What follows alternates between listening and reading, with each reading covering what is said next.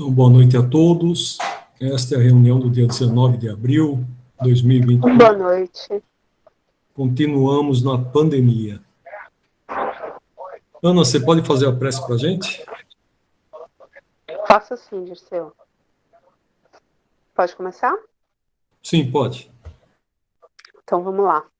Vamos acalmando nossos corações, elevando nossos pensamentos a Jesus, pedindo para que seja uma boa aula, que nossos mentores estejam com a gente.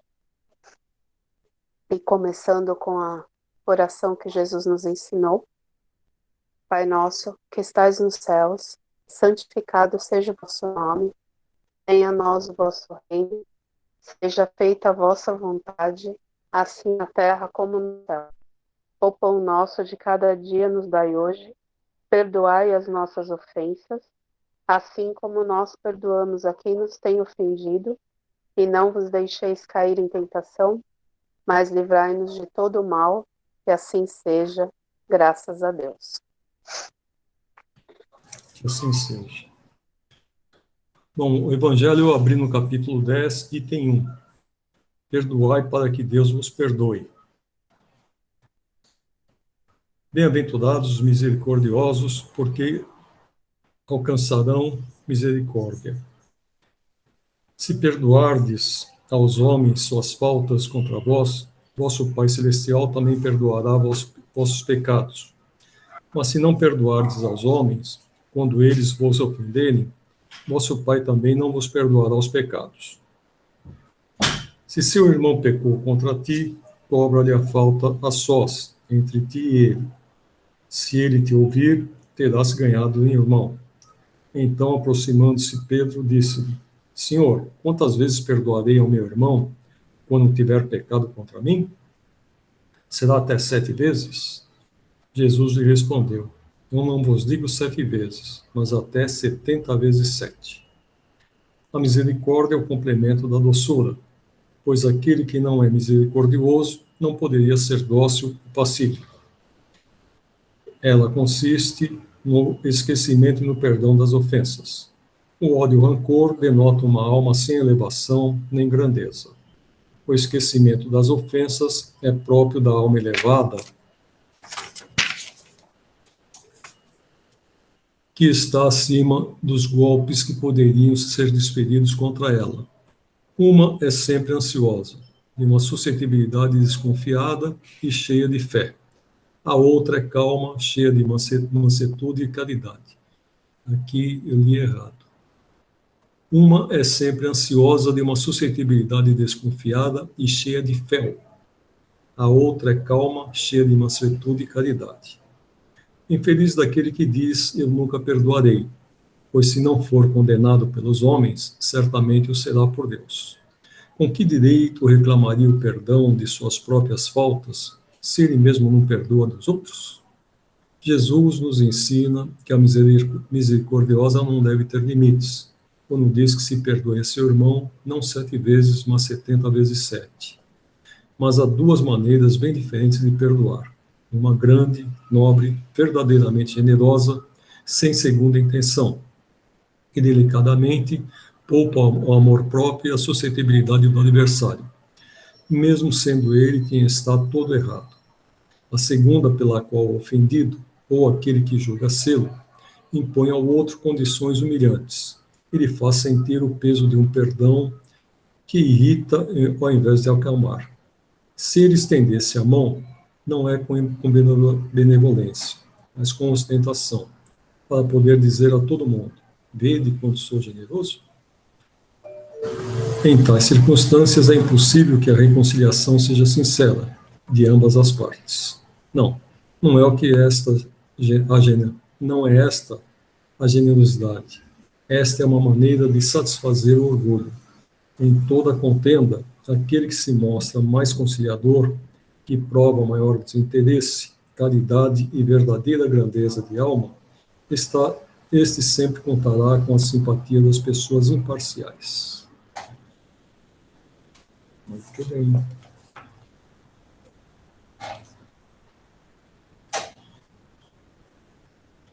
Então vamos lá.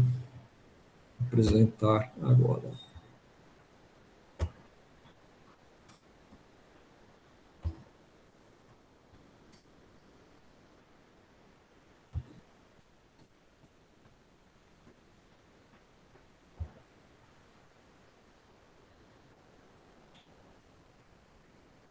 Então, nós estamos na pergunta 274, fazendo uma revisão do livro segundo, do livro dos Espíritos, da parte segunda do livro dos Espíritos.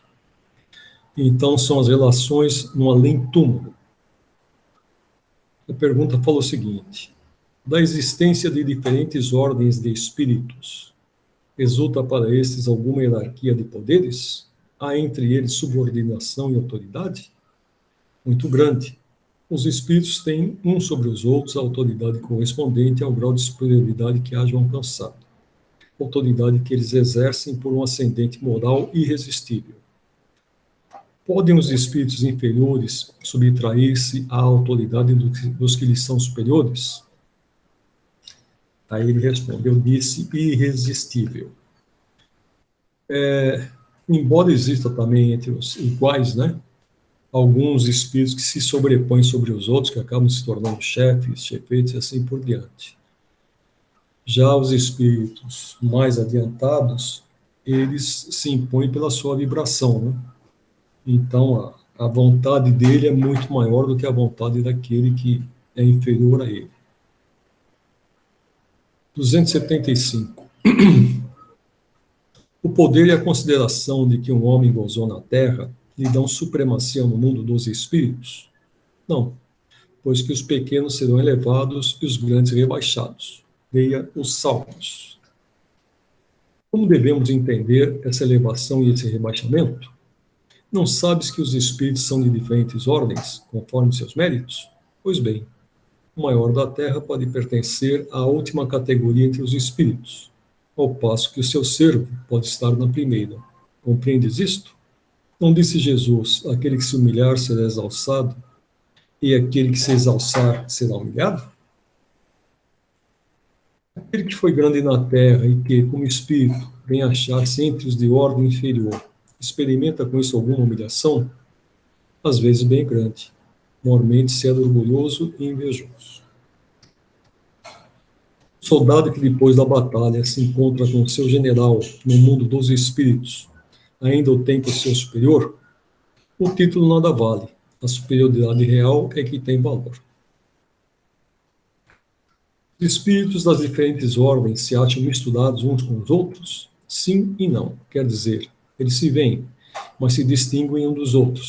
Evitam-se ou se aproximam, conforme a simpatia ou antipatia que reciprocamente uns inspiram aos outros. Tal qual sucede entre vós. Constituem um mundo do qual o vosso é pálido reflexo. Os da mesma categoria se reúnem por uma espécie de afinidade e formam grupos ou famílias, unidos pelos laços da simpatia e pelos fins a que visam, os bons pelo desejo de fazerem o bem, os maus pelo de fazerem o mal, pela vergonha de suas faltas e pela necessidade de se acharem entre os que se lhes assemelham. Há uma grande cidade onde os homens de todas as classes e todas as condições se veem e encontram, sem se confundirem, onde as sociedades se formam pela analogia dos gostos, onde a virtude e o vício se acotovelam sem trocarem palavras. Todos os espíritos têm reciprocamente acesso aos diferentes grupos ou sociedades de que eles formam. Os bons vão a toda parte e assim deve ser, para que possam influir sobre os maus. As regiões, porém, que os bons habitam, estão interditadas aos espíritos imperfeitos, a fim de que não as perturbem com suas paixões inferiores. De que natureza são as relações entre os bons e os maus espíritos? Os bons se ocupam em combater as más inclinações dos outros, a fim de ajudá-los a subir. É uma missão. Porque os espíritos inferiores se comprazem em nos induzir ao mal? Pelo despeito que lhes causa o não terem merecido estar entre os bons.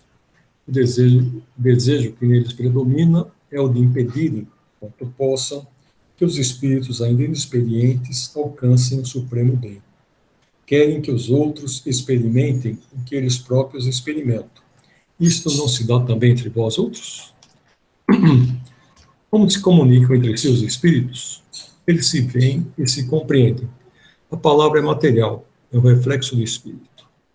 O fluido universal estabelece entre eles constante comunicação. É o veículo da transmissão de seus pensamentos, como para a voz, o ar ou é do som. É uma espécie de telégrafo universal que liga todos os mundos e permite que os espíritos se correspondam de um mundo a outro. Então, a gente vê pela resposta aqui que para os espíritos não existem distâncias, né? Eles podem se comunicar, inclusive, com espíritos que estejam em outros mundos. A comunicação, como não é material, eles não precisam verbalizar a fala, eles não precisam ter ouvidos, eles sentem e se exprimem por todo o seu corpo, por todo, vou chamar de corpo, né, mas por todo o espírito. Então, a comunicação é feita aqui com esse fluido universal, que é o que estabelece a comunicação.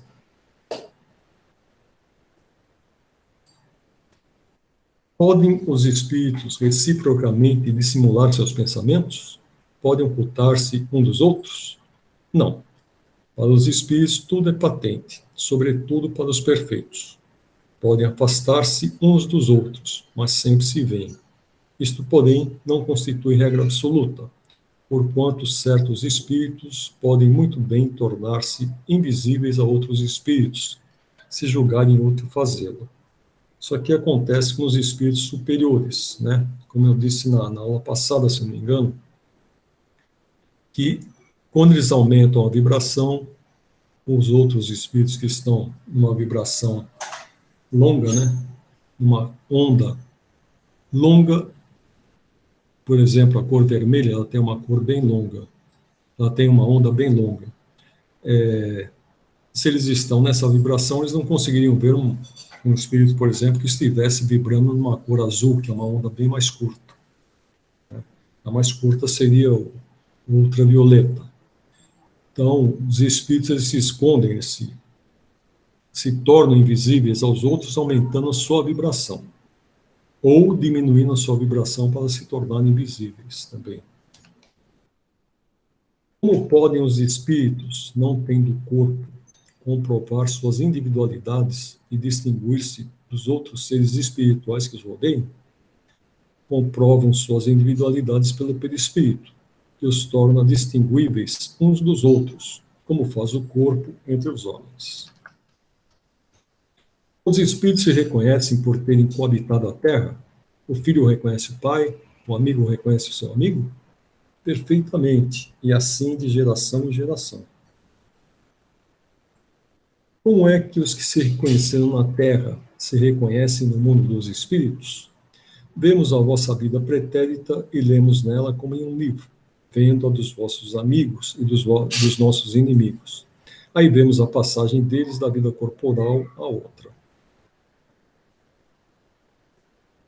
Deixando seus despojos mortais, a alma vê imediatamente os parentes e amigos que a precederam no mundo dos espíritos? Imediatamente, ainda aqui, não é o termo próprio, como já dissemos. É-lhe necessário algum tempo para que ela se reconheça a si mesma e alije o véu material. Como é acolhida a alma no seu regresso ao mundo dos espíritos? A do justo como bem-amado irmão, desde muito tempo esperado. A do mal como um ser desprezível. Que sentimento desperta nos espíritos impuros a chegada entre eles de outro espírito mau? Os maus ficam satisfeitos quando veem seres que se lhes assemelham e privados também da infinita aventura, qual na terra um tratante entre seus iguais. Nossos parentes e amigos costumam vir-nos ao encontro quando deixamos a terra? Sim, os espíritos vão ao encontro da alma a quem são afeiçoados. Felicitam-na como se regressasse de uma viagem, por haver escapado aos perigos da estrada, e ajudam-na a desprender-se dos liames corporais. É uma graça concedida aos bons espíritos, por lhes virem ao encontro os que os amam. ao passo que aquele que se acha maculado permanece em isolamento, ou só tem a rodeá-lo os que lhe são semelhantes. É uma punição. Os parentes e amigos sempre se reúnem depois da morte? Depende. Depende isso da elevação deles e do caminho que seguem, procurando progredir. Se um está mais adiantado e caminha mais depressa que o outro, não podem os dois conservar-se juntos. Per-se-ão de tempos a tempos, mas não estarão reunidos para sempre, senão quando puderem caminhar lado a lado ou quando se houverem igualado na perfeição. Parece que a privação de ver os parentes e amigos é, às vezes, uma punição.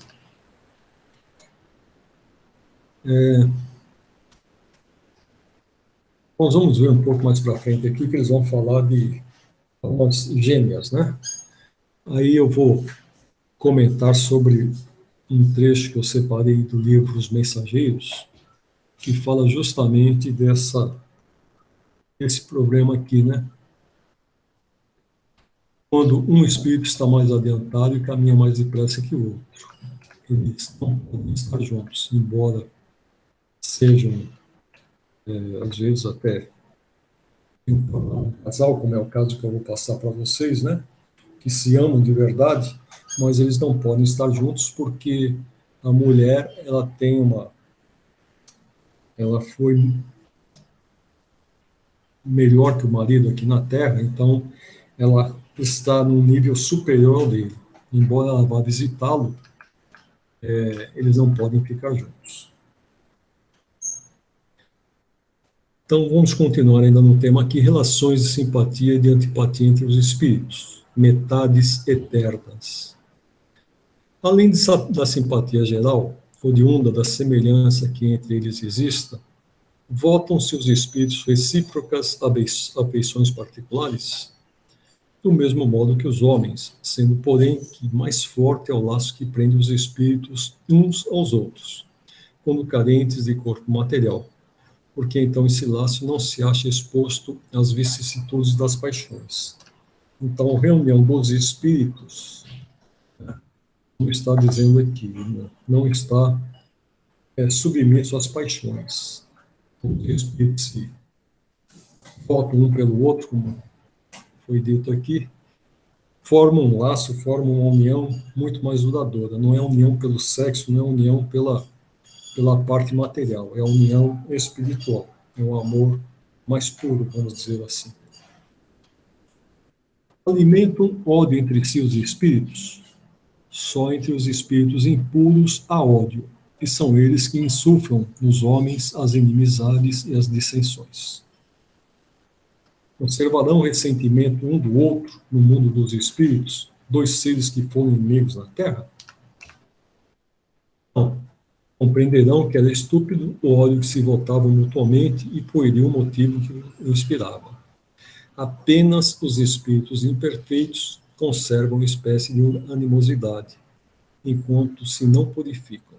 Se for unicamente um interesse material o que os inimizou, nisso não pensarão mais, por pouco desmaterializados que estejam.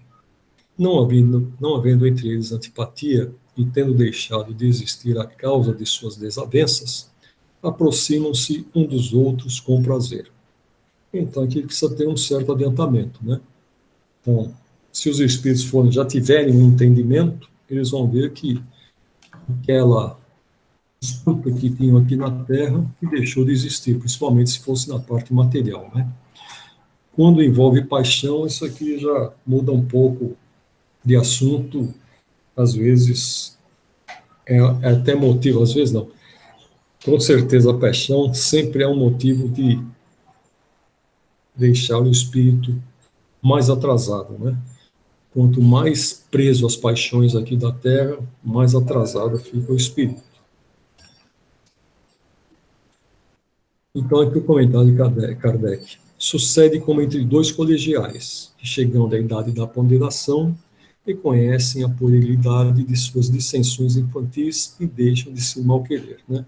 Isso aqui é aquelas disputas que a gente tem na adolescência, né? Ele fala aqui de colegiais, vamos dizer na adolescência, quando existe muita disputa entre os adolescentes, seja de que sexo for, né? Mais passada, quando chega na idade madura, a gente vai ver que aquilo lá era uma coisa, às vezes até motivo de riso a posteriori, né?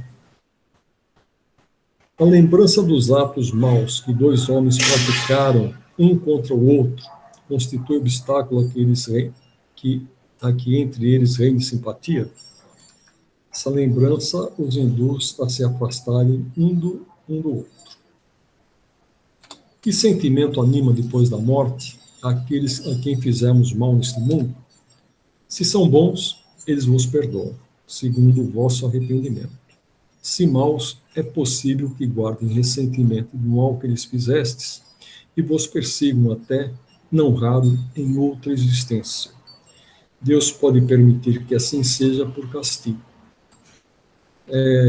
Não seria bem castigo aqui o termo, né? Talvez eles tenham empregado esse termo castigo para que houvesse melhor compreensão. Mas vamos entender aqui, se o espírito ele tem um certo adiantamento, não importa o que aconteça na Terra, quando ele chega no mundo espiritual, ele vai perdoar os maus que lhe foram feitos, né? Às vezes ele até entende melhor que, na realidade, não foi um mal. Pode ter sido até um mal entendido, né? Ao passo que, quando o espírito não tem adiantamento, ele pode guardar rancor, ele pode perseguir, são aqueles que a gente chama de obsessores, né? São espíritos que ficam aguardando que a pessoa reencarne para poder perturbá-la. Aqui ele diz que Deus permite por castigo. No caso, seria mais como uma lição, né? Eu comento que não existe obsessor. O que existe é professor. Por quê? Se a gente está sendo obsediado, é porque a gente está cometendo os mesmos erros de outras encarnações. Então, se a gente compreender esse erro que a gente está cometendo e a gente realmente mudar o nosso comportamento, o obsessor, na realidade, ele não foi um obsessor, ele foi um professor, né? Ele veio nos despertar para que a gente compreendesse o próprio mal que a gente estava fazendo para a gente. São suscetíveis de alterar-se as afeições individuais dos espíritos? Não, por não estarem eles sujeitos a enganar-se. Falta-lhes a máscara sob que se escondem os hipócritas. Daí vem que, sendo puros, suas afeições são inalteráveis. Suprema felicidade lhes advém do amor presumo. Continua a existir sempre no mundo dos espíritos a afeição mútua que dois seres se consagraram na Terra? Sem dúvida, desde que originada de verdadeira simpatia. Se, porém, nasceu principalmente de causas de ordem física, desaparece com a causa.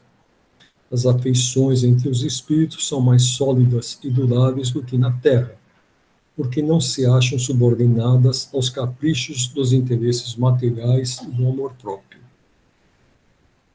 Alguém está entendendo?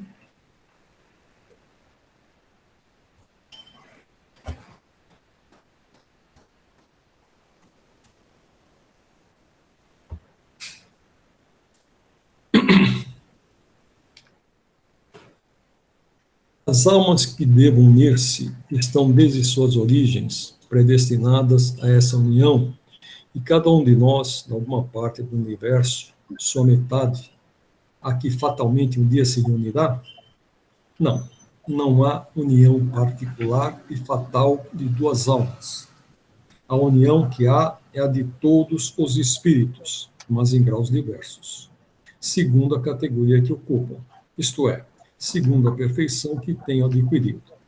Quanto mais perfeitos, tanto mais unidos. Da discórdia nascem todos os males dos humanos. Da concórdia resulta a completa felicidade. Tati, acho que você está com o microfone aberto.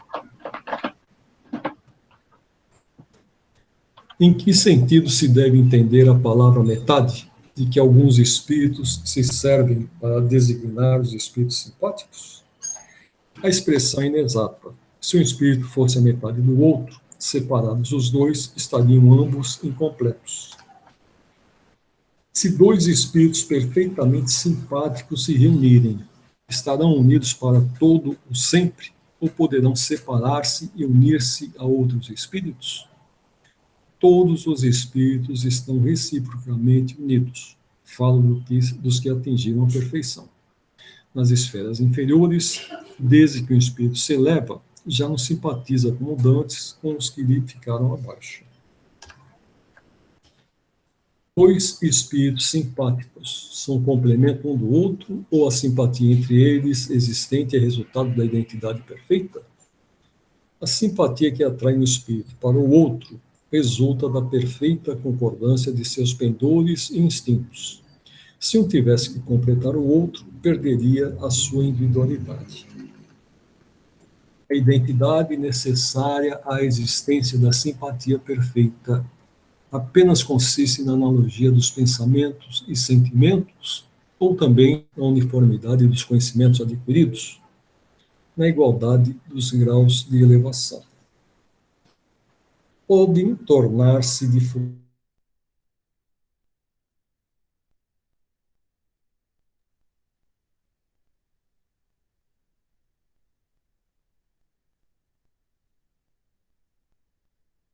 em que se acha tal outro espírito, e ainda mais depressa se dará ao encontro dos dois, se o mais elevado, por suportar mal as provas a que esteja submetido, permanecer estacionário. Desculpe.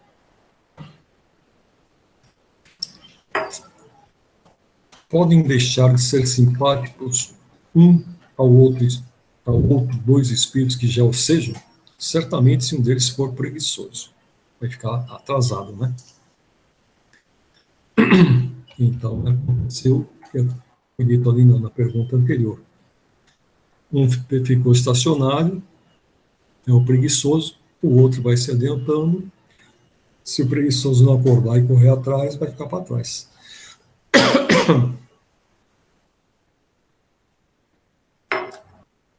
A teoria das metades eternas encerra uma simples figura, representativa da união de dois espíritos simpáticos. Trata-se de uma expressão usada até na linguagem vulgar, e que se não deve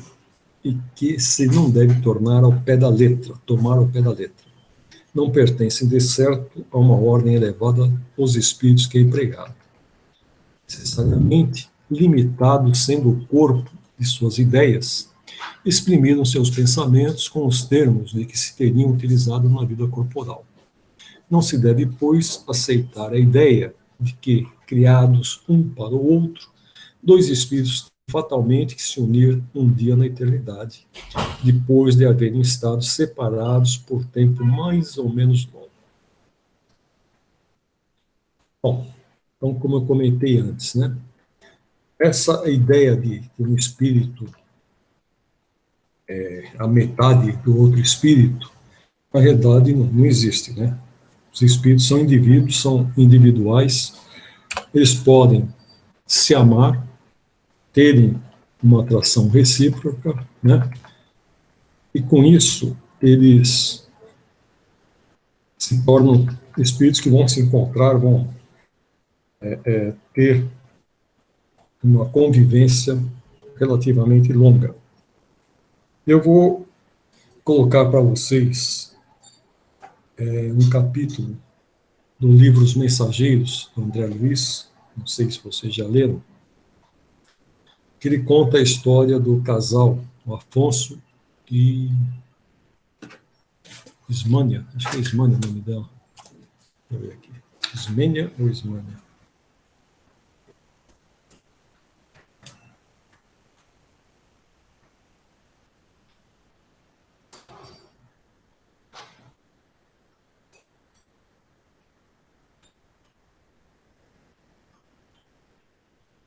Ismânia, que fala justamente dessa atração recíproca, né?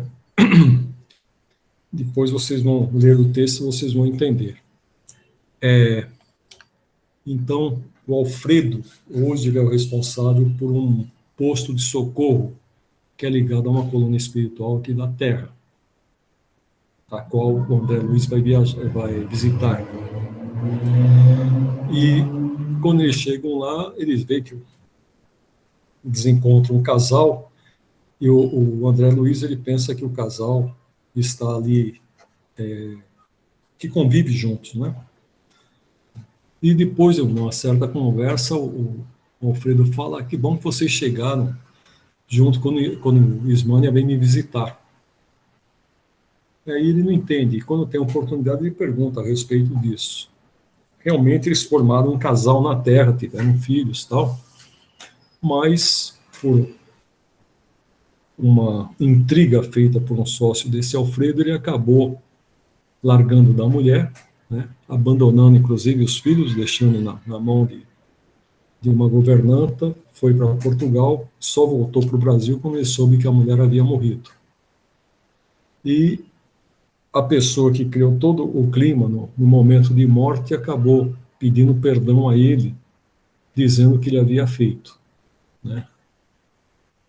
E ele não soube perdoar. Então, provavelmente, ele tem estagiado no grau, não ter perdoado. Quando ele conseguiu sair de lá, deve ter se recuperado, tanto assim que hoje é o responsável por esse posto de socorro. Mas como a mulher está num nível acima do dele, ela não pode conviver com ele, enquanto ele também não se adiantar. Então ela vai visitá-lo semanalmente, mas passa um dia lá com ele e volta para a região a que ela está apta, né? E ele fica no posto de socorro ali tentando melhorar-se, tentando ganhar uma certa condição para que ele possa um dia recebê-la.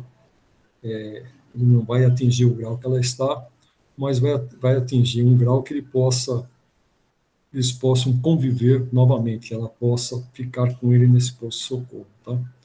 Então, eu vou colocar justamente esse capítulo para vocês, para que vocês entendam esse relacionamento de dois espíritos, né? Que um não é a metade do outro, mas que os espíritos podem conviver harmonicamente, inclusive no mundo espiritual. Vamos seguir adiante. Recordação da existência corpórea. Lembra-se o espírito da sua existência corporal? Lembra-se, isto é, tendo vivido muitas vezes na Terra, recorda-se do que foi como homem e eu te afirmo que frequentemente ri, penalizado de si mesmo. Então, você tem senso de humor para as cacas que você fez aqui na Terra, né? Aí vem a observação de Kardec aqui.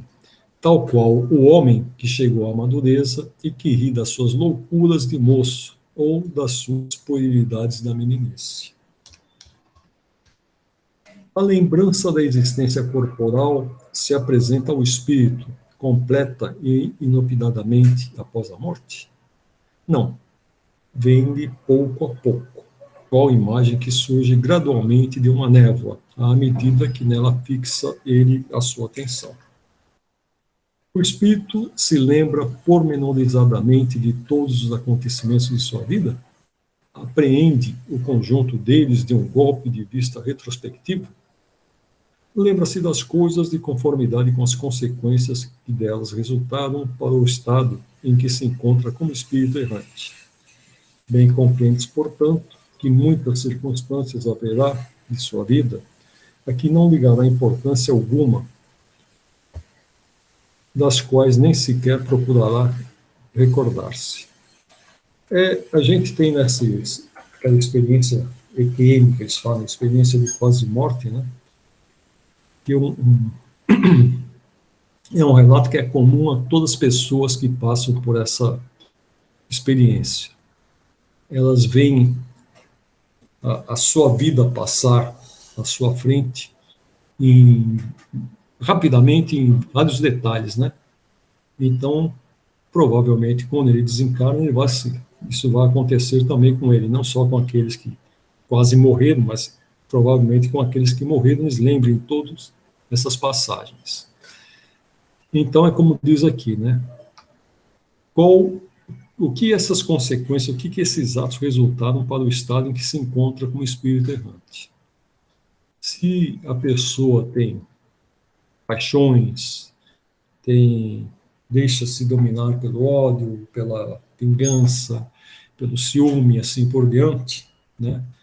Isso vai vai aflorar a sua mente e ele vai perceber que é onde ele errou, né? E isso é que vai estar colocando, provavelmente, no umbral. Enquanto ele tiver essas paixões, enquanto ele tiver esse apego à matéria, enquanto ele tiver ódio pelas pessoas, ciúme, inveja, assim por diante. A gente tem que se expurgar de todas essas paixões, de todas essas atitudes menos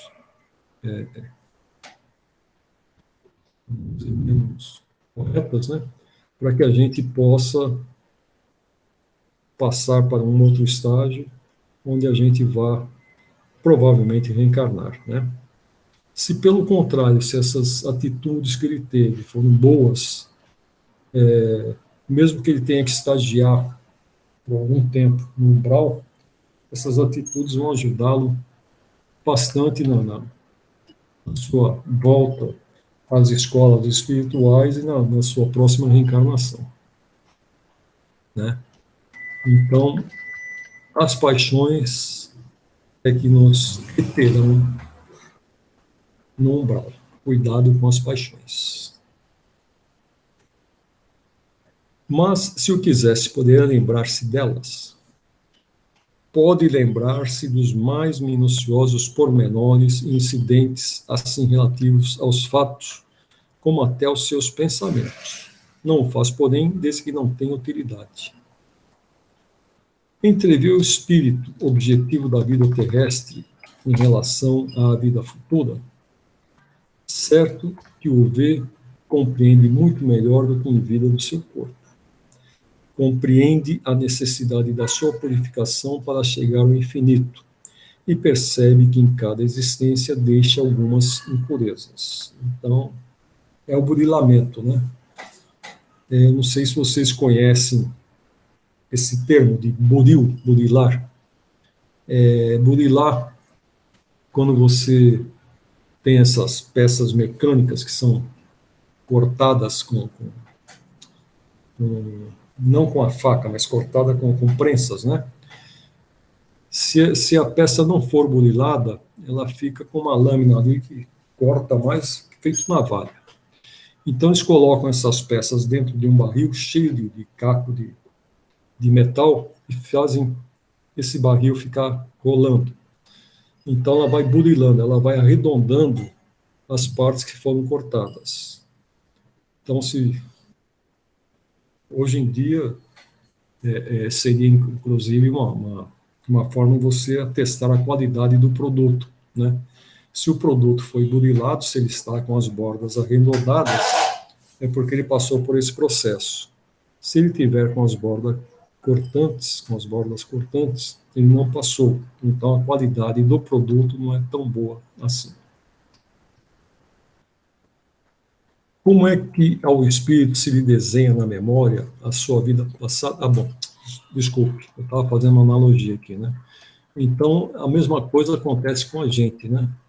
A gente tem essas impurezas, que seriam como essas lâminas, essas rebarbas que ficam na gente, e a cada existência a gente vai sendo burilado, a gente vai deixando uma ou outra para trás, algumas coisas para trás, né?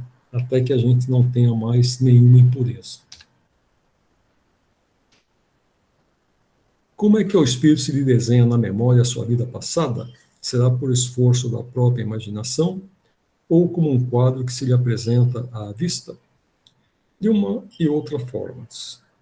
São-lhe como que presentes todos os atos de que tem interesse em lembrar-se. Os outros lhe permanecem mais ou menos vagos na mente ou esquecidos de todo. Então, se o ato não teve muita importância para a gente, você nem vai se lembrar daquilo, nem vai querer lembrar, porque também não vai te trazer nada, né? a gente com certeza vai lembrar dos atos mais importantes, ou aqueles que a gente dá importância. Então, volto a dizer, quando o espírito dá importância às coisas, às paixões, né, ele acaba ficando preso por essas paixões.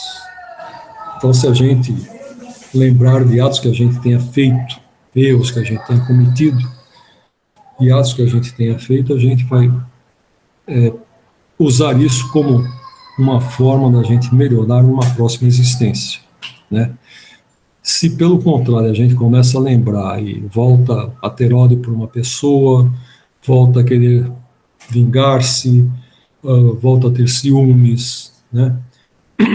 Volta a sei, todos esses problemas morais, né? Os erros capitais, como diz na Igreja Católica, lá, a gente vai acabar ficando preso a eles. Então, isso vai nos prender, com certeza, lá no umbral. Então, aqui é a observação de Kardec. Quanto mais desmaterializado estiver, quer dizer, sem paixões, sem ligar para as coisas materiais, tanto menos importância dará às coisas materiais. Essa razão porque muitas vezes evocas um espírito que acabou de deixar a Terra e verificas que não se lembra dos nomes das pessoas que lhe eram caras, nem de uma porção de coisas que te parecem importantes. É que tudo isso, pouco lhe importando, logo caiu em esquecimento. Ele só se recorda perfeitamente bem dos fatos principais que concorrem para a sua melhoria.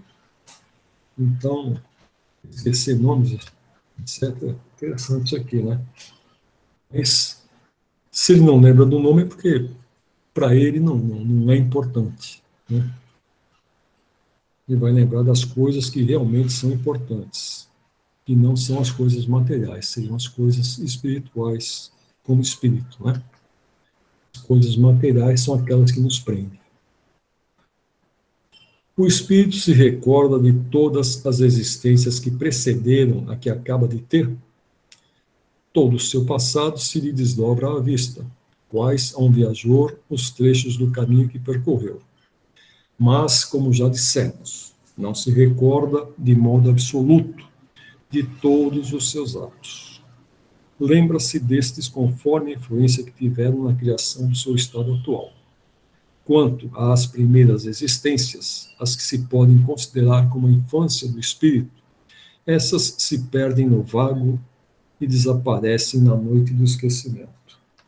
Realmente, as primeiras existências a gente deve ter cometido muitos erros, né? Então, não vale nem a pena voltar a recordá-las. A gente vai recordar aquilo que foi importante durante as outras existências. Mas o espírito precisa ter um certo grau de adiantamento para que isso aconteça. Não é todo espírito que consegue se lembrar de outras existências. Às vezes, quando ele é mais materializado, quando ele está preso no umbral, ele está preso à última encarnação. Então, às vezes, é preciso, na lida espírita, quando a gente está dialogando com os espíritos, né, lembrá-lo, fazê-lo lembrar de algum outro acontecimento de uma outra vida, onde ele vai entender que aquilo que lhe deu tanta importância foi ele mesmo quem deve ter plantado nessa outra existência. Um ato que ele cometeu, alguma coisa que ele se apegou. Então, quando ele percebe aquilo que, às vezes, ele está cobrando de uma pessoa, ele é um obsessor, ele está cobrando de ser obsediado lá, alguma atitude, alguma coisa que essa pessoa tenha feito, quando ele lembra que ele primeiro fez, foi ele quem primeiro fez um ato semelhante, ele acaba caindo em si de que, realmente, se todo mundo fosse cobrar, a gente nunca mais sairia desse elo, né? Seria como um cachorro correndo atrás do rabo, nunca consegue pegar. Então, com isso a gente consegue, mesmo para esses espíritos que ainda estão presos à matéria, ainda estão materializados, fazê-los lembrar, despertá-los para um novo comportamento. né? Como considera o espírito o corpo que vem de separar-se? Como veste imprestável, que o embaraçava, sentindo-se feliz por estar livre dela. Quer dizer, todo mundo tem medo de morrer, mas depois que morre fica feliz. Ainda bem, né? Que sensação lhe causa o espetáculo do seu corpo em decomposição? Quase sempre se conserva indiferente a isso, como uma coisa que em nada o interessa. Aqueles são poucos os espíritos que ficam presos ao corpo, né? Sentem-se ser comidos pelos vermes, porque eles são muito materialistas, eles estão muito presos àquele corpo. Mas tem alguns que nem isso percebem, né? Ficam muitos anos presos a uma imagem. Eles conseguem desembaraçar-se do corpo, mas eles ficam presos a uma imagem. Eles criam uma imagem como se fosse uma redoma para eles, né? Ficam presos àquela lembrança, àquele local, durante muito tempo. É que aquilo tem muita importância para ele, né? Ao cabo de algum tempo, reconhecerá o espírito os ossos ou outros objetos que lhe tenham pertencido? Algumas vezes, dependendo do ponto de vista mais ou menos elevado, onde considere as coisas terrenas. Se ele tiver um ponto de vista que considera seu corpo aqui como um bem seu, ele vai até reconhecer. A veneração que se tenha pelos objetos materiais que pertenceram ao espírito lhe dá prazer e atrai a sua atenção para esses objetos? É sempre grato ao espírito que se lembre dele, e os objetos que lhe pertenceram trazem-no à memória dos que ele no mundo deixou. O que o atrai, porém, é o pensamento destas pessoas e não aqueles objetos. Se bem que às vezes a pessoa precisa do objeto para poder lembrar da pessoa, né? Mas lembrando é o seu pensamento que vai chegar até a pessoa a quem pertenceu aquele objeto. Tem algumas pessoas que falam que isso aqui pertenceu a uma pessoa que já morreu, não sei o quê. Tem pessoa que nem pega as coisas porque tem medo que o espírito acompanhe aqueles bens materiais, né? Isso, na realidade, dificilmente acontece. Pode ser que, quando o espírito é muito materializado, que ele se apegue a esses bens. Mas, na maioria das vezes, não. Então, a gente não precisa ter esse medo, né? Basta que, quando recebermos algo de alguma pessoa que tenha falecido, que a gente faça uma prece para ele, agradecendo, inclusive, o presente que a gente está recebendo. E a lembrança dos sofrimentos por que passaram na última existência corporal, os espíritos a conservam? Frequentemente assim acontece, e essa lembrança lhes faz compreender melhor o valor da felicidade de que podem gozar como espíritos. Volto a dizer, se ele ficar muito preso à lembrança, né, com desejo de vingança, assim por diante, isso ao invés de trazer essa felicidade, vai lhe trazer a infelicidade, ele acaba ficando preso àquele pensamento, àquele acontecimento. Se pelo contrário ele supera, né, se ele não está materializado, se ele supera esses acontecimentos, então a lembrança de alguma coisa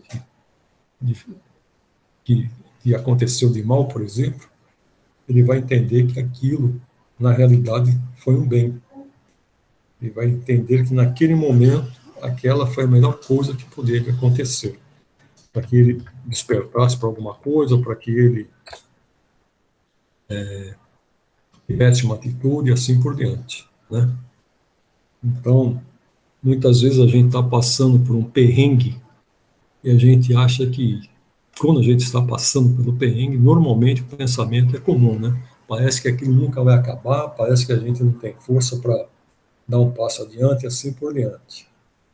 Passado o perrengue, se a gente olhar para trás, eu aconselho vocês a que olhem, perguntem-se que lição posso tirar disso?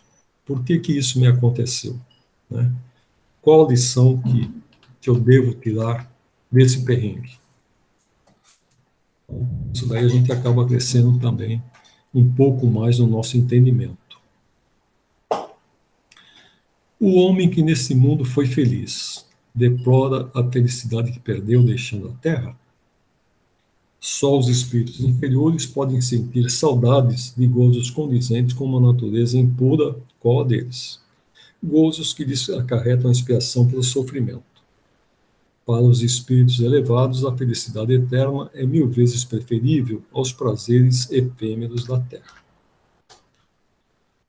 Comentário de Kardec. Exatamente como sucede ao homem, que na idade da madureza nenhuma importância liga ao que tanto o deliciava na infância. Aquele que deu começo a trabalhos de vulto com um fim útil, e que os vê interrompidos pela morte, lamenta no outro mundo tê-los deixado por acabar? Não, porque vê que outros estão destinados a concluí-los.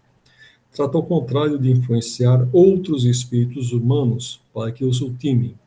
Seu objetivo na Terra era o bem da humanidade. O mesmo objetivo continua a ter no mundo dos espíritos. E realmente, né? Se a pessoa quer fazer algo de bom, ela tem que aprender a dividir isso aí também, né? Dividir com outros, permitir que outros a ajudem. Sempre com aquilo na mente, a gente não é eterno aqui na Terra.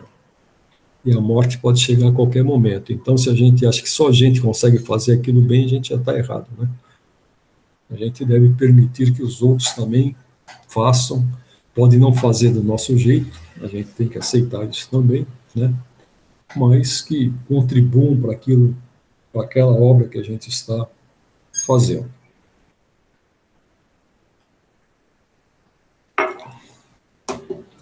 E o que deixou trabalhos de arte ou de literatura?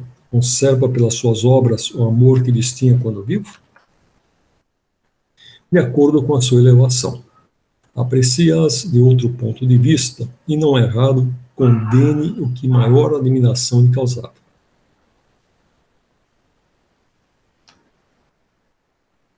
No além, o espírito se interessa pelos trabalhos que executam na Terra, pelo progresso das artes e das ciências. Aqui é interessante, deixa eu voltar isso aqui.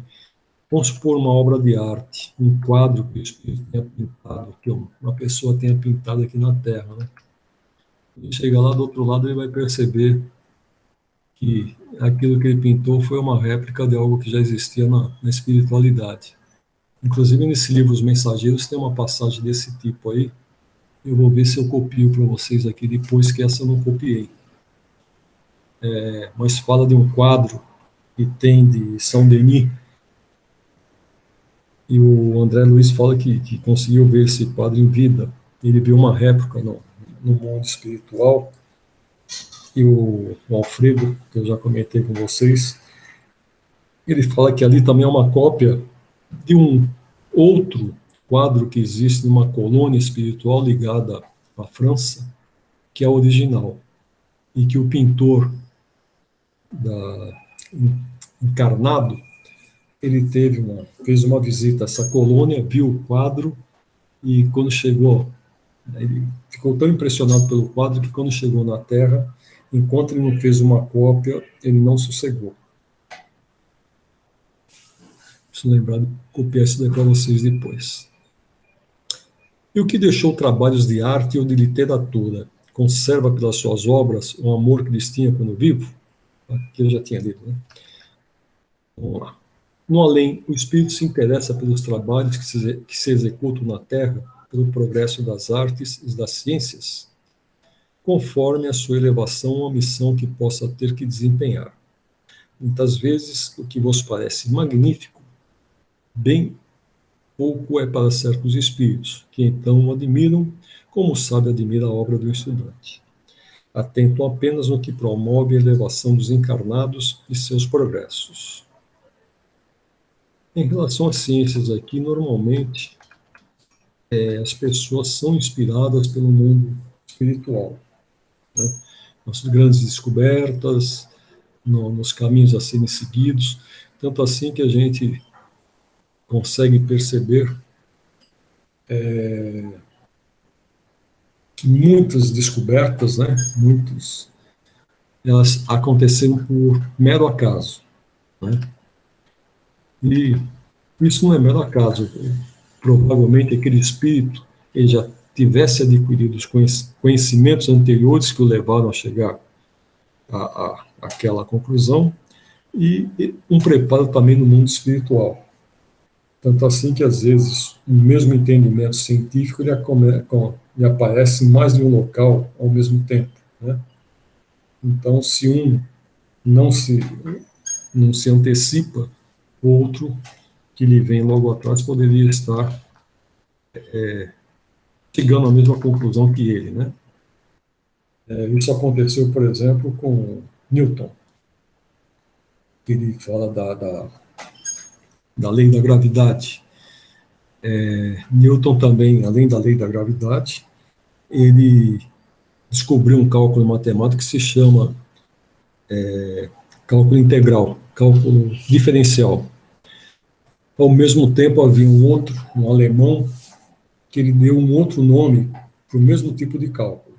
É que o Newton ficou mais conhecido, mas os dois foram contemporâneos e dizem alguns até que esse alemão chegou antes que o Newton a esse cálculo. Então, com isso eu quero dizer a vocês o seguinte: alguns conhecimentos eles são passados para a gente devido à sua importância, eles são passados a mais do que um espírito, né? Um vai se antecipar a outros, mas outros já têm aquele domínio daquele conhecimento para dar seguimento à ciência. Após a morte, conservam os espíritos do amor da pátria? O princípio é sempre o mesmo. Para os espíritos elevados, a pátria é o universo. Na Terra, a pátria para eles está onde se acha o maior número de pessoas que lhes são simpáticas. Comentário de Kardec. As condições dos espíritos e as maneiras por que veem as coisas variam ao infinito, de conformidade com os graus de desenvolvimento moral e intelectual em que se acham. Geralmente, os espíritos de ordem elevada só por breve tempo se aproximam da Terra. Tudo o que aí se faz é tão mesquinho em comparação com as grandezas do infinito, tão pueris são, aos olhos deles, as coisas a que os homens mais importância ligam, que quase nenhum atrativo lhes oferece o nosso mundo, a menos que para aí nos leve o propósito de concorrerem para o progresso da humanidade. Os espíritos de ordem intermédia são os que mais frequentemente baixam a este planeta, se bem considerem as coisas de um ponto de vista mais alto do que quando encarnados. Os espíritos vulgares, esses são os que aí mais se comprazem e constituem a massa da população invisível do globo terráqueo. Conservam quase que as mesmas ideias, os mesmos gostos e as mesmas inclinações que tinham quando revestidos do invólucro corpóreo. Metem-se em nossas reuniões, negócios, divertimentos, nos quais tomam parte mais ou menos ativa, segundo seus caracteres. Não podendo satisfazer as suas paixões, gozam da companhia dos que a elas se entregam, os que excitam a cultivá-las. Entre eles, no entanto, muitos há sérios que vêm e observam para se instruírem e aperfeiçoarem. Então, realmente, essa grande massa de espíritos atrasados que a gente tem encarnados aqui na Terra, né? Inclusive a gente fica preso às paixões, fica preso às coisas aqui da Terra. Isso daí está mudando. O progresso do planeta vai colocar muitas dessas pessoas no êxodo para outros planetas, né, para outros locais. Se a gente continuar aqui na Terra, a gente terá a oportunidade de reencarnar num mundo bem melhor do que aquele que estamos tendo hoje. Eu recebi eu vou até procurar onde está, não sei se foram vocês que mandaram, está falando da geração de ferro, né? Seriam os nossos pais, né? Que Eu. Não entendi. Fui eu que mandei. Foi você que mandou? Interessante essa mensagem, né? Nós somos criados de um Sim. jeito, eu falo que nós acabamos estragando os nossos filhos, né? Conheço Com muita gente que certeza. fala, eu vou dar pro meu filho aquilo que eu não tive. E isso é um grande erro, né? Foi um Sim. grande erro. Porque foi justamente pelo sofrimento que a gente passou que nós conseguimos conquistar o que nós temos hoje. É.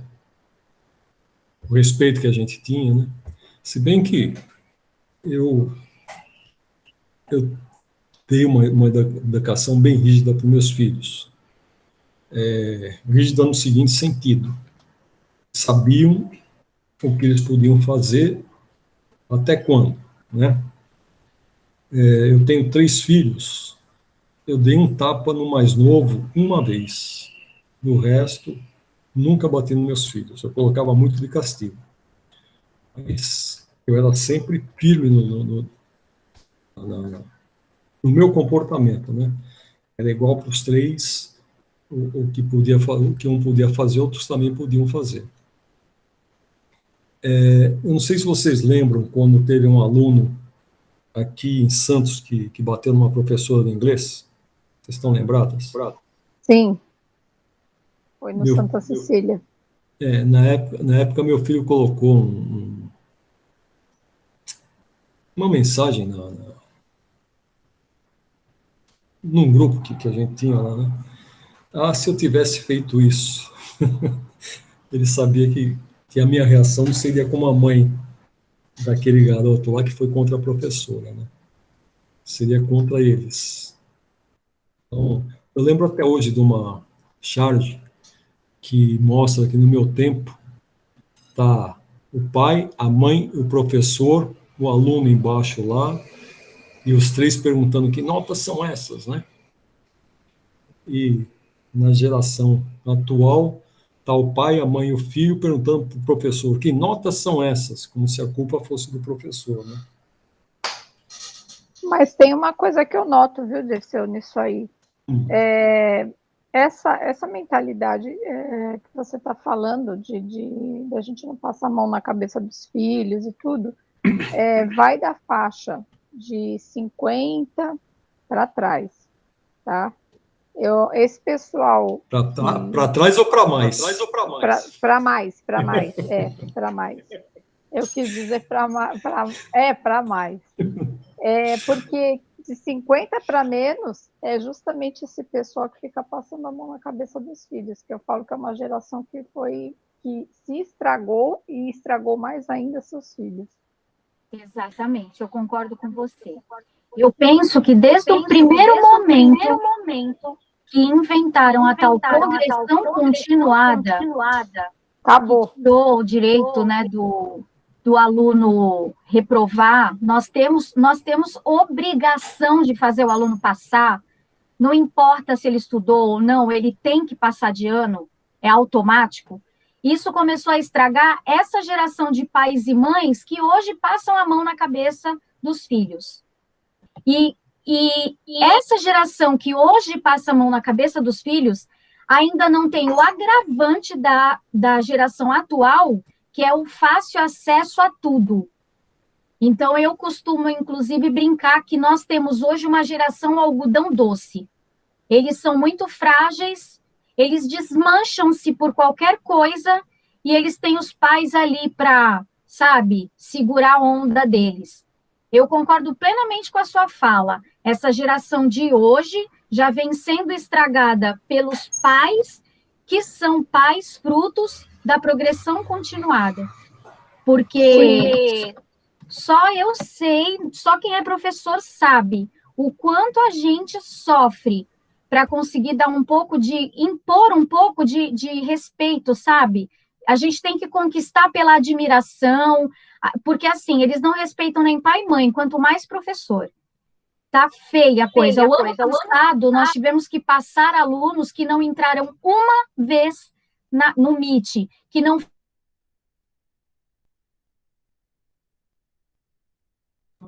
Nós estamos ensinando Falhou. que é possível ser irresponsável.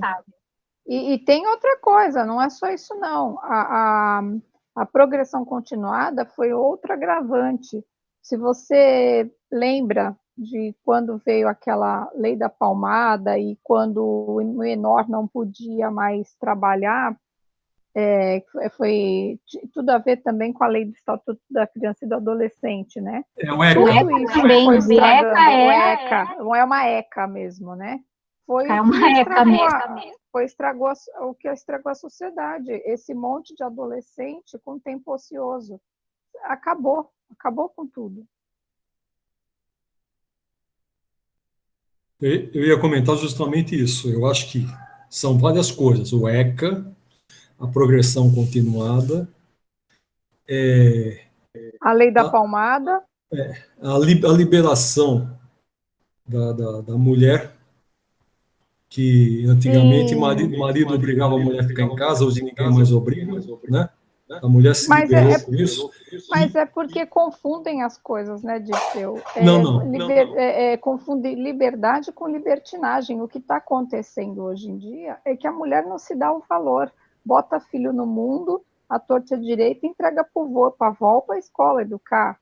Aí que está a coisa. Infelizmente, a nossa sociedade está decaída e eu quero ter esperanças, mas eu não estou vendo muita, não. Realmente está. São pais ausentes, né, na realidade. Os pais se matam de trabalhar, vou dar tudo para os meus filhos. Ele dá o quê? Ele dá a parte material. E você sabe o que está acontecendo também? É bom que a gente pegou esse gancho, porque faz parte, né, do aprendizado, a gente comentar esse tipo de coisa. Por exemplo, uma mãe que está querendo educar seu filho, um pai, o filho tem tantos maus exemplos em torno dele, que o pai e a mãe, até por conta de pais e mães também que não estão nem aí, fica muito difícil você educar um filho. Pelos maus exemplos, por mais base que você dê, você sempre escuta aquilo de um filho. Ah, porque o fulano fez, porque o outro fez. Aí eu falo, você não é meu filho, você é meu filho, você tem que fazer do meu jeito. Mas eles não querem saber, essa geração tá demais, viu? Mas olha, em relação a isso daí, eu tinha um amigo fazendeiro, tinha não, tem. E eu lembro até hoje, quando o filho fez. Quando eu estava na idade da minha filha, de 18 anos por aí, os pais davam um mobilete para os filhos, né? Era comum.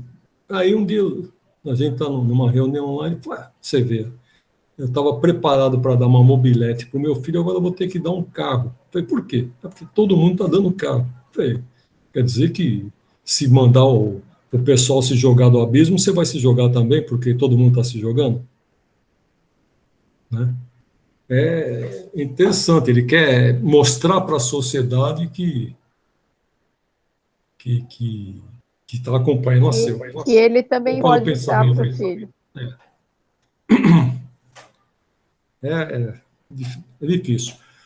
Eu lembro de um vídeo do Rossandro Klinge, onde ele fala que ele ficou com o zíper da calça costurado, porque a mãe tinha pego a calça que era de um primo e deu para ele ir no aniversário. Passou o aniversário inteiro com o zíper costurado, querendo ir no banheiro.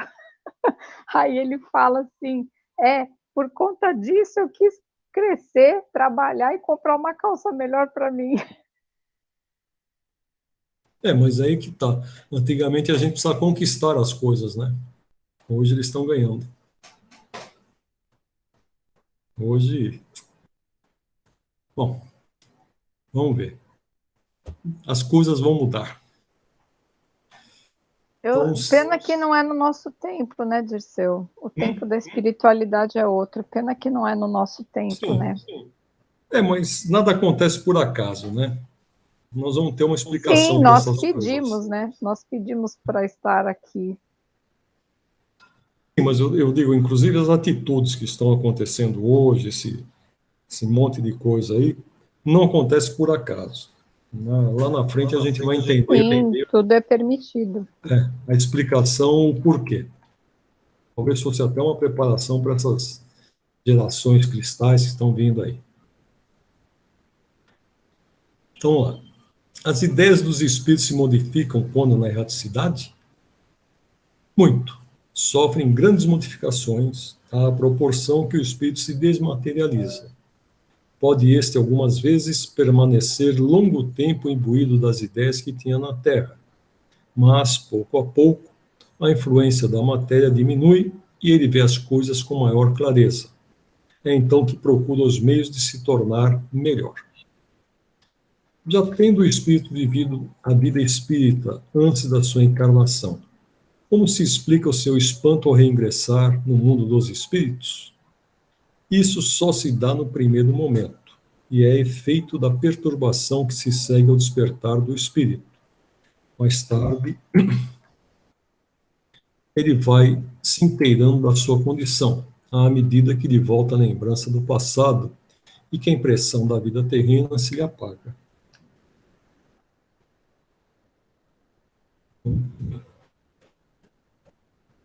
Nós temos 20 minutos, então dá tempo. Comemoração dos mortos funerais. Vocês já viram alguma comemoração do Dia dos Mortos no México? Sim. Aquilo que é comemorado. E parece que no Japão também eles fazem festa, né? Sim, mas é diferente, né?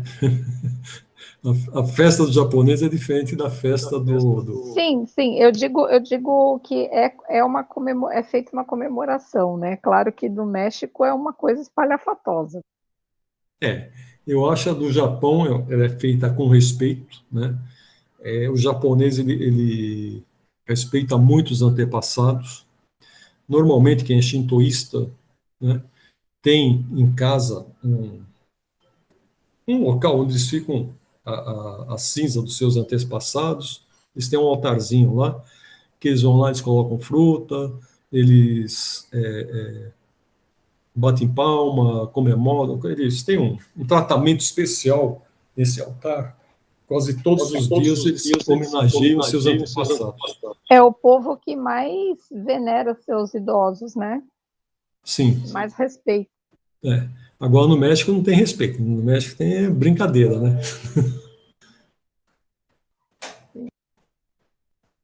O Dia dos Mortos lá é feito com uma coisa que é interessante, porque a pessoa vai acabar vendo a morte como uma coisa natural, né? Até uma coisa como se fosse uma brincadeira, como se fosse uma coisa a ser esperada, né?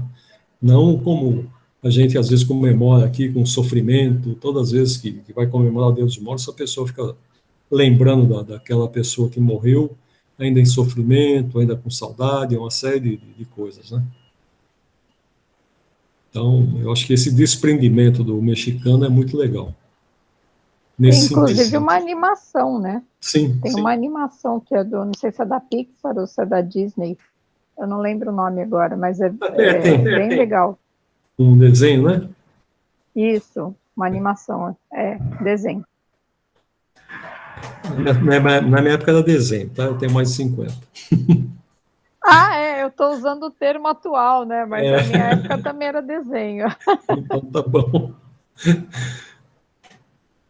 O dia da comemoração dos mortos é para os espíritos mais solene do que os outros dias?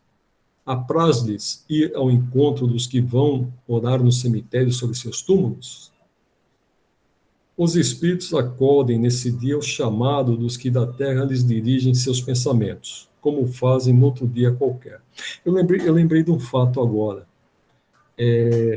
A minha mãe, ela morava na Vila Carrão, em São Paulo, tem muito japonês ali naquela região. Inclusive, os dois vizinhos, lado esquerdo e lado direito dela, eram japoneses. E aí faleceu o senhor que morava do lado direito, e quando foi o Dia dos Mortos, o filho dele foi lá no túmulo dele, eles levam comida, uma série de coisas, né? E aí passou uma pessoa, e acho que para perturbá-lo, falou: eu quero ver se o seu antepassado aí, né? Se ele vai vir comer essa comida aí, né? Falei: eu quero ver se o seu vai vir cheirar essas folhas que você está levando. Ele respondeu. Que, na realidade, é a mesma coisa, né? Você está levando uma simbologia ali, seja a flor, seja a comida, seja o que for, aí, o intuito é o mesmo. Você está lembrando da pessoa que se foi, né? Não que a pessoa vá comer, mas o outro que se dá um sarro, ele acabou replicando para a pessoa no mesmo tom, né? Pois é, e por aí se vê a tolerância de uns para com os outros. É.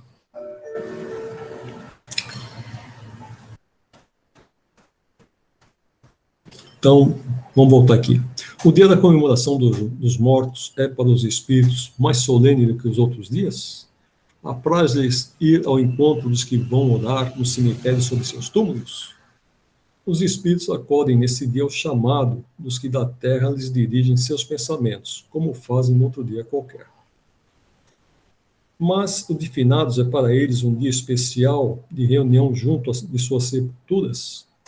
Nesse dia, em maior número, se reúnem nas necrópolis, porque então também é maior, em tais lugares, o das pessoas que o chamam pelo pensamento. Porém, cada espírito vai lá somente pelos seus amigos, e não pela multidão dos indiferentes. Sob que forma aí comparecem e como os veríamos se pudessem tornar-se visíveis? Sob o que tinham quando encarnados. Eu lembrei de um fato aqui.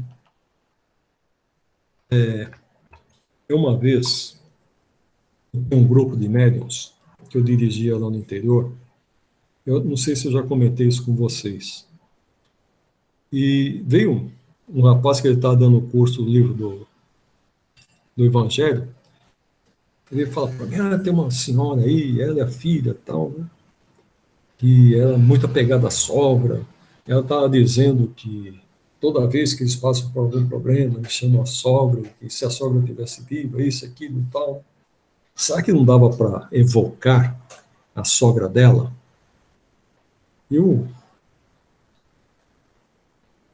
Esse que vos fala resolveu evocar a pessoa, pegou o nome da pessoa e evocou. Fazia 14 anos que a mulher tinha desencarnado. E ela veio na reunião. Ela falou: meu filho, se você soubesse a dificuldade que é para mim estar aqui nessa reunião, você não teria me chamado. Mas já que eu vim aqui, eu quero que você dê um recado para elas. Faz 14 anos que eu morri, eu fiquei todo esse tempo no umbral. Eu estou há pouco tempo que eu fui socorrido, eu estou num local ainda que passando por muitas dores.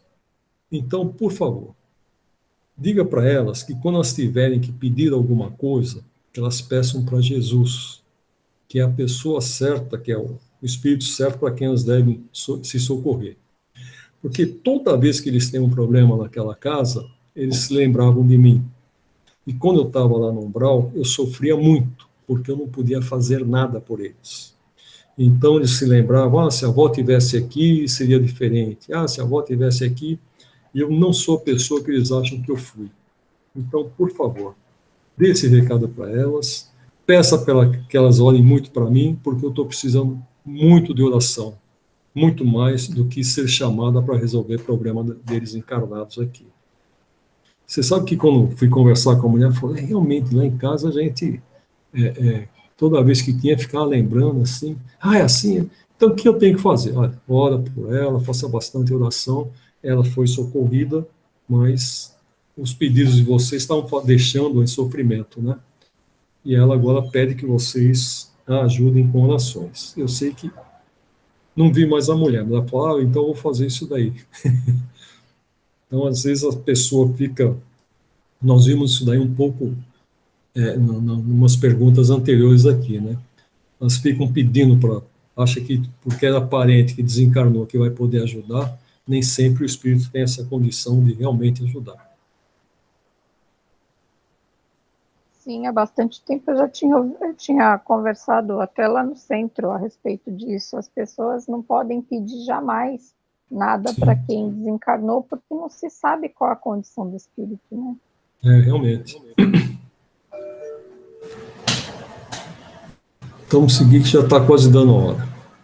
E os esquecidos, cujos túmulos ninguém vai visitar, também lá, não obstante, comparecem e sentem algum pesar por verem que nenhum amigo se lembra deles? Que lhes importa a terra? Só pelo coração nos achamos a ela presos. Desde que aí ninguém mais lhe vota afeição, nada mais prende a esse planeta o espírito, que tem para si o universo inteiro. Para que ele vai ficar ligando para um localzinho lá na Terra, né, uma campa, se ele tem o universo inteiro para ele se expandir, né?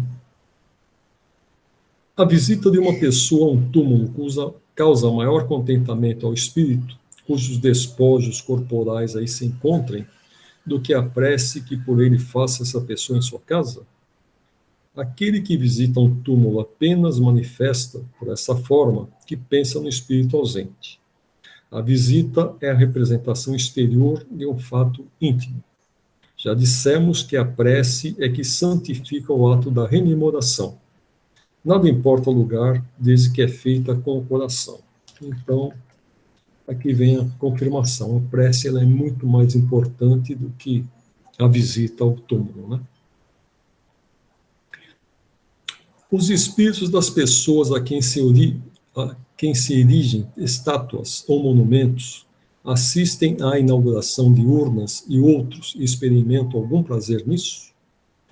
Muitos comparecem a tais solenidades quando podem, porém, menos os sensibiliza a homenagem que lhes prestam do que a lembrança que deles guardam os homens. Qual a origem do desejo que certas pessoas exprimem de serem enterradas antes num lugar do que noutro? Será que preferirão, depois de mortas, vir a tal lugar? E essa importância dada a uma coisa tão material constitui indício de inferioridade do espírito? Afeição particular do espírito por determinados lugares, inferioridade moral. Importa este ou aquele canto da terra a um espírito elevado? Não sabe ele que sua alma se reunirá às dos que lhe são caros, embora fiquem separados os seus respectivos ossos? Interessante, né, esse enterro que nós tivemos aí do príncipe Filipe, né? Parece que ele tinha planejado tudo já desde quando ele fez 75 anos, isso quase 25 anos atrás. Então, com que intuito será que ele fez isso daí? Ele queria pouca gente, 800 pessoas só, né? Enfim, teve só 30, talvez para não criar um tumulto, né? Não sei se fosse outra época, como é que seria esse enterro aí. As pessoas mostraram que gostavam muito dele, né? Vamos ver o que vai acontecer quando for a rainha. Não aguento ver os memes sobre a rainha. Não entendi. Eu não aguento ver os memes sobre a rainha. Eu não vi nenhum. Nossa, Dirceu, até no Jurassic Park ela aparece. Eu não vi nenhum. É interessante. O inglês respeita muito a família real, né? Agora, mas eu acho que o pior foram colocá-la no Tinder no mesmo dia que o príncipe faleceu. Já fizeram um post colocando a mulher no Tinder. Eu achei Meu Deus, falta de respeito. Meio puxado. Eu acho que não sei se vocês assistiram aquela série A Crown. Não? Eu acho que muita coisa se deve a esse Eu ainda estou filme, assistindo. né? Esse documentário aí. Na realidade, é como se fosse Como um é o documentário. nome da série? É Crown. The Crown. The Crown, assisti inteira. The Crown, não vi, mas eu já ouvi falar. É muito boa essa série. É maravilhosa. Mas eu acho que isso daí mostrou para muita gente, que tem muita gente que quer ser rei e rainha, quando vê a prisão que eles estão ali, a rigidez de costumes, uma série de coisas, fica difícil você querer ter uma vida como aquela, né? Às vezes é preferível ser um plebeu do que uma pessoa na condição da rainha. Saiu até um livro agora que é sobre a Elizabeth e Margarete, né? Eu não sei como que é o nome do livro, mas conta a história das duas, que fala que a rainha que queria ser plebeia e a plebeia que queria ser rainha, que a irmã dela teria que ser considerada plebeia em termos, né? Se bem que ela também mas foi lançado esses dias aí. Vamos ver.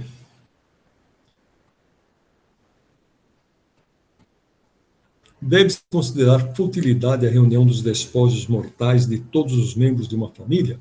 Não, é um costume piedoso e um testemunho de simpatia que dão os que assim procedem aos que lhe foram entes queridos. Conquanto destituída de importância para os espíritos, essa reunião é útil aos homens, mas concentrados se tornam suas recordações.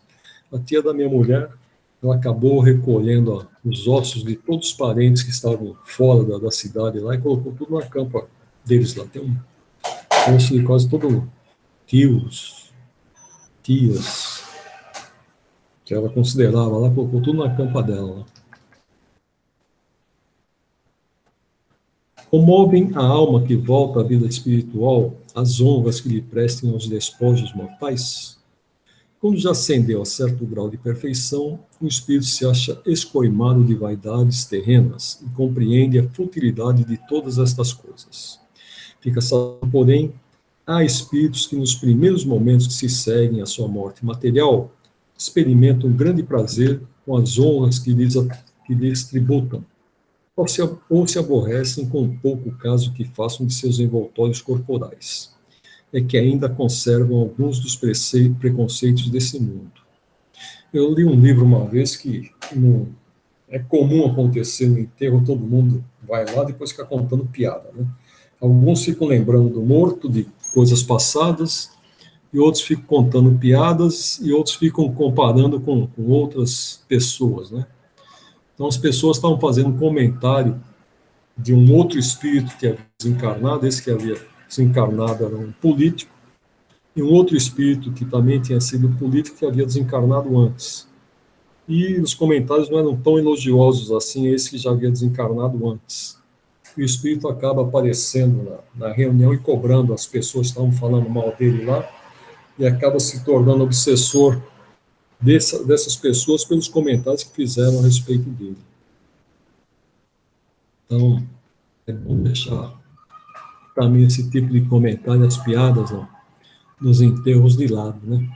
A pessoa às vezes faz questão de ficar um montão de tempo lá junto com o corpo, quando na realidade está lá, nem lembra da pessoa, às vezes nem faz uma prece por aquele morto.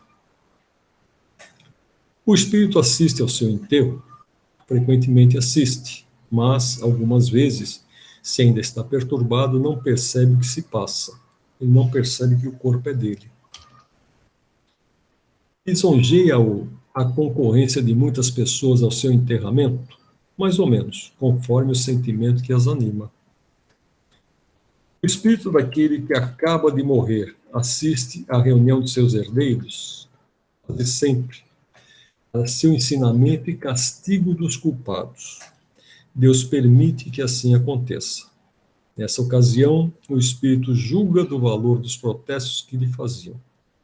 Todos os sentimentos se patenteiam e a decepção que lhe causa a rapacidade dos que entre si partilham os bens por ele deixados, o esclarece acerca daqueles sentimentos.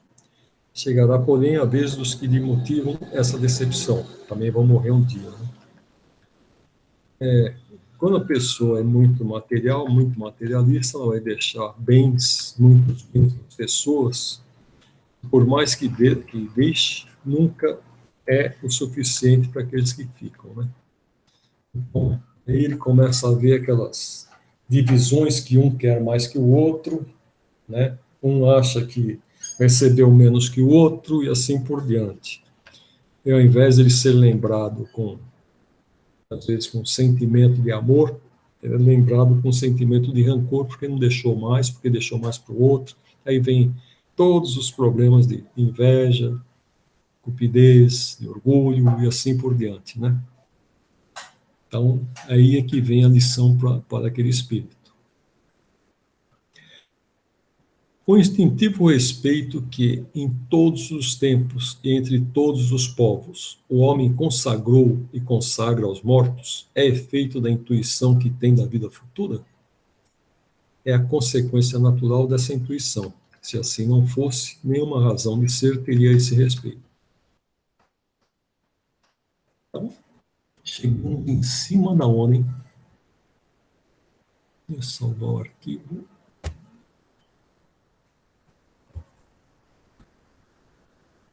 Vamos parar a transmissão. E aí, quem se candidata a fazer a oração da fechadura? Uma só, sem briga. Eu posso fazer hoje. Quem? Kátia? Kátia. Tá. Vamos lá, então. Nesta segunda-feira, dia 19 de abril do ano de 2021, agradeço a presença dos nossos amigos e mentores espirituais que puderam nos acompanhar em mais uma aula para esclarecimentos, aprendizado e, de certa forma, o que chamamos várias vezes de reforma íntima. Que as lições obtidas nessa noite possam refletir em nossas atitudes, em nossos comportamentos, na busca de transformação e evolução sempre para o melhor e para o bem. Agradecemos aos nossos mentores que estão a todo tempo nos auxiliando, nos intuindo, nos protegendo, sobretudo nesse momento tão difícil na vida de todos nós.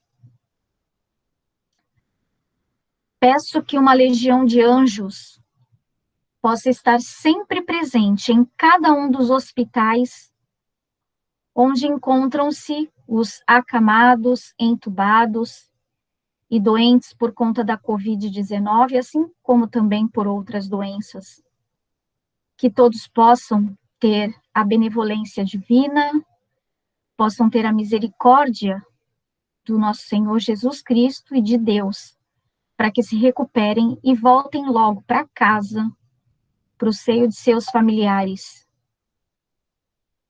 Agradeço também ao nosso instrutor maravilhoso, Dirceu, sempre disposto a esclarecer as nossas dúvidas, que prepara essa aula com muito carinho para todos nós, e que toda segunda-feira acaba servindo como se fosse um tempero a mais para começarmos a nossa semana com alegria, com esperança e com fé.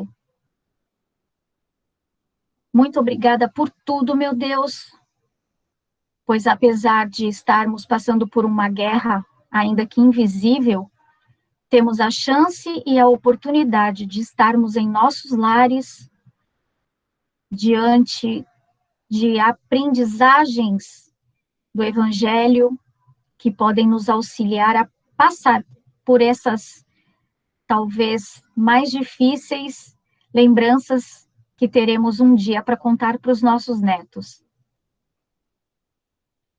Obrigada pelo nosso alimento, pelo nosso conforto, pela nossa residência, pelas pessoas que nos amam, pelas pessoas que nós amamos. Obrigada mais por quem somos e temos, do que pelo que materialmente nos conforta. E que na próxima semana, com a bênção de Deus, possamos estar aqui novamente reunidos para novos aprendizados, esclarecimentos e discussões, muito proveitosas por sinal. Obrigada, meu Deus, obrigada, anjos, obrigada, plano espiritual, obrigada, Jesus. Que assim seja e seja sempre. Graças a Deus. Que assim Que seja. assim seja. Obrigado. Uma boa semana a todos. Boa semana, Pra boa vocês noite a também. todos. Semana, gente. Até semana que vem. Até segunda. Tchau, tchau, Esse- gente. Tudo de bom. Vocês também.